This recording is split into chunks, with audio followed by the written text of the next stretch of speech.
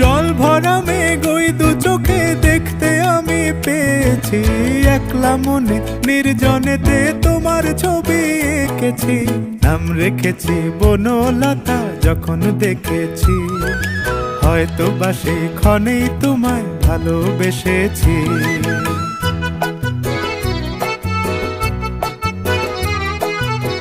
বনলতা কথা হয়ো না গো কুণ্ঠিতা, বনলতা কথা হয়ো না গো কুণ্ঠিতা।